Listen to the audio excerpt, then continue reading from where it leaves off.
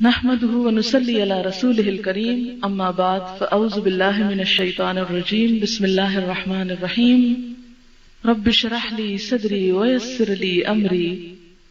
واحلل عقدة من لساني يفقهوا قولي۔ یہ مہینہ جس کو کہیں شہر مبارک کہا گیا، شہر عظیم کہا گیا،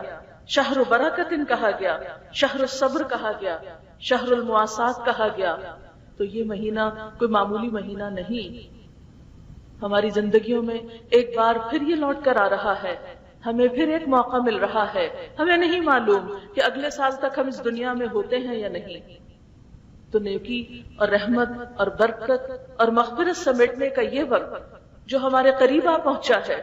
اس سے بھرپور فائدہ حاصل کرنے کے لیے ہمیں پوری طرح تیار ہو جانا چاہیے، تاکہ ہم ایک ایک لمحے سے، ایک ایک گھنٹے سے اور ایک ایک دن سے پورا فائدہ اٹھا سکیں۔ رمضان المبارک کے جہاں اور بہت سے خصائص ہیں، وہاں اس کی سب سے بڑی خصوصیت جس کا قرآن پاک میں ذکر کیا گیا، شہر رمضان الذی انزل فیہ القرآن، رمضان وہ مہینہ ہے جس میں قرآن اتارا گیا ہے، اور رمضان کی خاص رات میں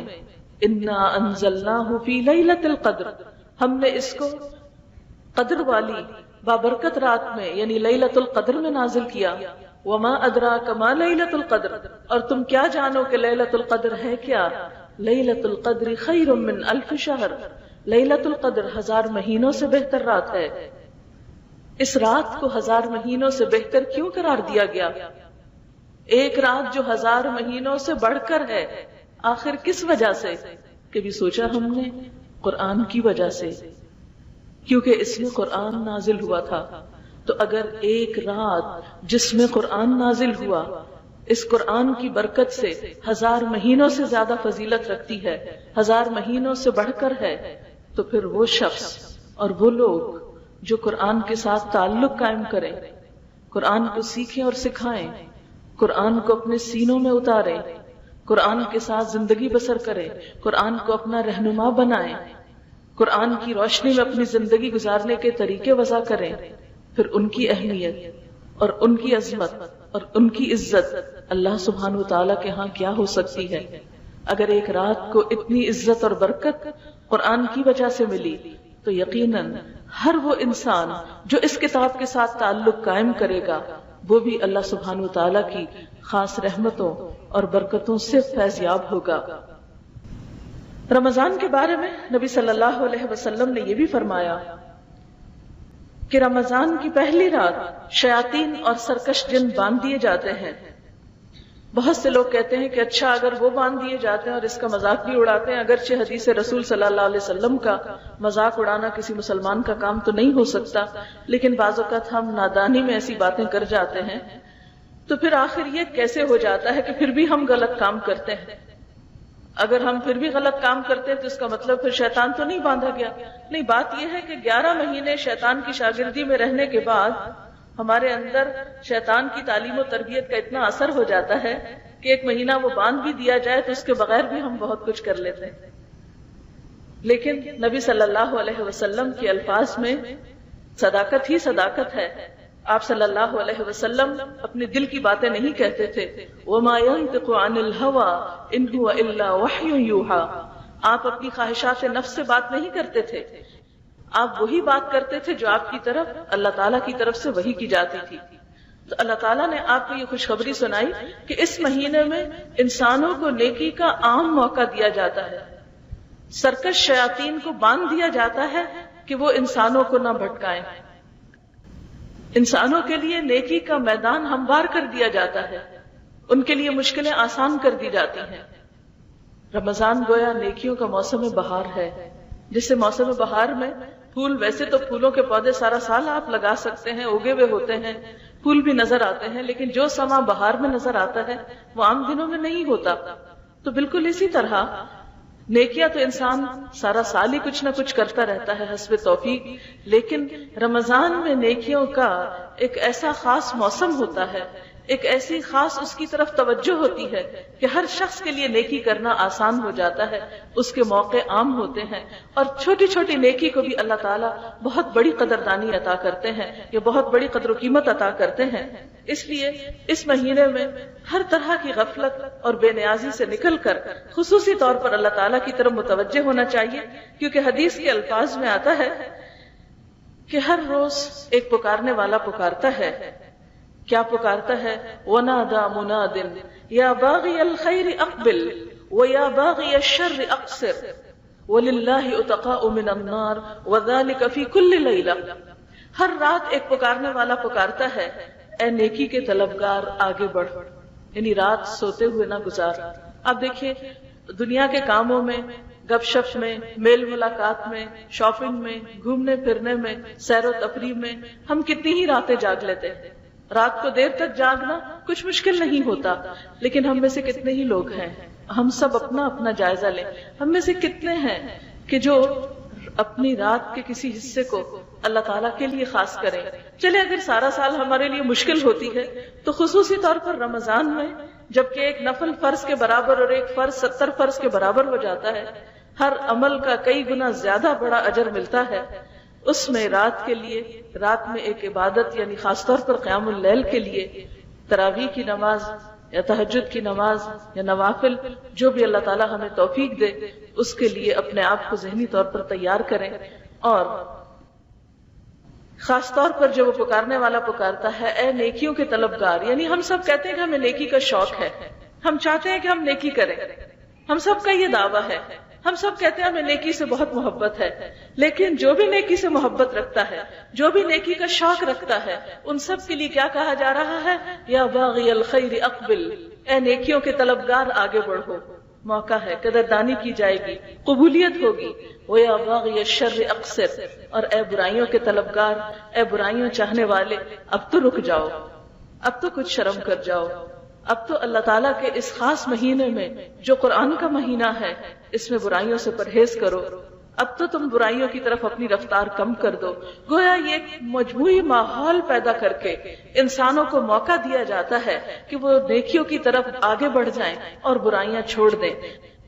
ویسے تو دن میں کئی دفعہ اللہ تعالیٰ اپنی طرف بلا کر ہمیں برائی سے روکتے ہیں، یعنی نماز کی شکل میں، جیسے کہ قرآن پاک میں آتا ہے ان الصلاۃ تنہی عن الفحشاء والمنکر، نماز برائیوں اور بے حیائی کے کاموں سے روکتی ہے۔ انسان خواہ کسی بھی برائی میں مبتلا ہو، اتنے میں آذان ہو جاتی ہے، نماز کا وقت ہو جاتا ہے، اسے لازماً اس برائی کو چھوڑنا پڑتا ہے۔ اور اگر نماز میں بہت خشوع خضوع نہ بھی ہو، بہت زیادہ عبادت کی کیفیت نہ بھی ہو، تو ایٹ لیسٹ اتنا تو ہوتا ہے نا کہ جتنی دیر میں ایک انسان وضو کرتا ہے، نماز کے لیے جاتا ہے، نماز کے لیے کھڑا ہوتا ہے، اتنی دیر تک کوئی برا کام تو نہیں کر رہا ہوتا، کوئی جھوٹ نہیں بول رہا ہوتا، کوئی غیبت نہیں کر رہا ہوتا، کوئی چغلی نہیں کر رہا ہوتا، کسی کے بارے میں برا نہیں سوچتا، ایٹ لیسٹ اتنی دیر تو انسان برائی سے بچتا ہے۔ تو ہر دن اللہ تعالیٰ 5 بار ہمیں برائی سے نکالنے کے لیے ہمیں نماز کا حکم دیتے ہیں اور ہمیں نماز کی طرف بلاتے ہیں۔ پھر اسی طرح رمضان میں خاص طور پر سارا دن روزہ رکھ کر اور رات کی عبادت کے ذریعے پھر ایک طرح سے ہمیں برائیوں کے ماحول سے، غفلت سے، اللہ تعالیٰ سے دوری سے نکالا جاتا ہے، کھینچا جاتا ہے، اور نیکیوں کی طرف ایک موقع عطا کیا جاتا ہے تاکہ ہم اس طرف اپنے آپ کو زیادہ سے زیادہ مائل کر سکیں اور خیر اور بھلائی کے کاموں کی طرف بڑھ سکیں۔ پھر اسی طرح اللہ تعالیٰ اس رمضان میں، یعنی رمضان المبارک کے مہینے میں، ہر رات میں بہت سے لوگوں کو آگ سے یعنی جہنم سے نجات عطا کرتے ہیں۔ جیسے حج کے موقع پر عرفہ کے دن بہت سی گردنوں کو جہنم سے نجات ملتی ہے، اسی طرح رمضان میں خصوصی طور پر ہر رات میں بہت سے لوگوں کو بخشش کا پروانہ ملتا ہے، اور یہ ہر رات ہوتا رہتا ہے۔ اب یہ ہم پر منحصر ہے کہ ہم کس حد تک اپنے آپ کو اس طرف لاتے ہیں تاکہ ہم بھی ان خوش نصیب لوگوں میں شامل ہو جائیں جن کی گردنیں جہنم سے رہا کر دی جائیں۔ پھر اسی طرح ایک اور حدیث میں آتا ہے کہ رمضان المبارک میں خصوصی طور پر جنت کو سجایا جاتا ہے، یعنی جہاں لوگوں کو جہنم سے نجات ملتی ہے وہاں جنت کو مزین کیا جاتا ہے تاکہ لوگوں کا جنت کی طرف بڑھنے کا شوق اور بڑھے۔ اب میں چند ایک باتیں اس سلسلے میں کروں گی کہ ہم رمضان کا ٹائم ٹیبل کیا بنائیں، رمضان میں وہ کون کون سے کام کریں، کن کن چیزوں کا دھیان رکھیں، کن کن چیزوں کا خیال رکھیں کہ ہم اس مہینے سے زیادہ فائدہ اٹھا سکیں۔ جیسا کہ ابھی ایک بچی نے قرآن پاک کی تلاوت کی تھی، اس تلاوت کی جو پہلی آیت تھی، یا ایھا الذین آمنوا کتب علیکم الصیام کما کتب علی الذین من قبلکم لعلکم تتقون، اے لوگو جو ایمان لائے ہو، تم پر روزے فرض کیے گئے جس طرح تم سے پہلی امتوں پہ فرض کیے گئے تاکہ تمہارے اندر تقوی پیدا ہو۔ یعنی روزے کا فرض کیا جانا، اس کا اصل مقصد اور مطلوب کیا تھا کہ ہمارے اندر تقوی پیدا ہو۔ تقوی کیا چیز ہے اور تقوی کیسے پیدا ہوگا، اور ہم رمضان ٹائم ٹیبل کس طرح بنائیں کہ واقعی ہمارے اندر تقوی پیدا ہو جائے، اور جب رمضان ختم ہو تو اس رمضان کے جانے کے ساتھ ہی ہمارے دلوں کا حال اور ہماری کیفیت میں بھی ایک فرق آ چکا ہو، جو کہ دراصل آنا چاہیے، جو رمضان کے لائے جانے اور روزے کے فرض کیے جانے کا اصل مقصد ہے۔ تقوی کو آپ کس طرح ڈیفائن کریں گے؟ تقوی دراصل دل کی ایک ایسی حالت کا نام ہے جس میں انسان کا دل، انسان کی سوچ نیکی کی طرف مائل رہتی ہے اور انسان برائیوں سے بچنے کی طرف توجہ کرتا ہے، یا دل کی اس کیفیت کا نام ہے جس کیفیت میں انسان نیکی کی طرف آسانی سے بڑھتا ہے، شوق سے بڑھتا ہے، اور برائی کرنا اس پر مشکل ہو جاتا ہے۔ یا پھر تقویٰ ایک ایسی کیفیت کا نام ہے جس میں انسان کے اندر اللہ تعالیٰ کا ایک خاص احساس، اللہ تعالیٰ کی ایک خاص محبت، اللہ تعالیٰ سے ایک خاص تعلق پیدا ہوتا ہے، اور انسان کو اللہ تعالیٰ کے سوا باقی دوسری سب چیزیں سیکنڈری نظر آتی ہیں۔ اللہ تعالیٰ رمضان کے ان روزوں کے ذریعے دراصل کیا چاہتے ہیں؟ ہمارے دلوں کا حال بدل جائے، ہمارے دل بدل جائے، ہماری سوچ بدل جائے، ہمارے خیالات بدل جائیں، اور وہ خیالات کیسے ہوں؟ اچھے خیالات ہوں، تعمیری خیالات ہوں، پازیٹیو تھنکنگ ہو، مثبت سوچ ہو، وہ سوچ جو ہمیں زیادہ سے زیادہ اچھے کاموں کی طرف مائل کرے اور ہمیں برے کاموں سے بچنے میں مدد دے۔ ہم سب جانتے ہیں کہ نیکی اپنا ایک اثر رکھتی ہے اور برائی کا بھی ایک اثر ہوتا ہے۔ یہ نہیں ہوتا کہ آپ نیکی کریں اور اس کا نتیجہ برا نکلے، اور یہ بھی نہیں ہوا کرتا کہ آپ برائی کریں اور اس کا رزلٹ اچھا ہے۔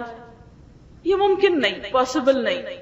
جیسے یہ ممکن نہیں کہ آپ گندم کا بیج ڈالیں اور اس میں سے چنے نکلیں، یا آپ چاول بوئیں اور اس میں سے انگور نکلیں، یہ تو نہیں ہوتا نا۔ کیا ہوتا ہے؟ جو آپ بیج ڈالتے ہیں، جس چیز کو آپ بوتے ہیں وہی کاٹتے ہیں، جو فصل آپ لگاتے ہیں وہی آپ کے سامنے آتی۔ تو اس دنیا میں ہم جو کچھ بھی کرتے ہیں، آج اس زندگی میں جیسے بیج ڈالیں گے، کل قیامت کے دن ویسی فصل کاٹیں گے۔ کچھ اور عمل نہیں آئے گا سامنے، وہی آئے گا جو آج ہم کر رہے ہیں۔ لہٰذا یہ بات بے حد ضروری ہے میرے لیے اور آپ سب کے لیے کہ ہم اس دنیا میں رہتے ہوئے اپنی صلاحیتوں، اپنی طاقتوں، اپنی سوچوں، اپنے عمل کی قوت، ان تمام چیزوں کو ایک ایسے مثبت پازیٹیو راستے پر لگائیں کہ جس سے ہم یہ زندگی بھی بھرپور طریقے سے گزاریں، اللہ تعالیٰ کی دی ہوئی نعمتوں کو اچھی سے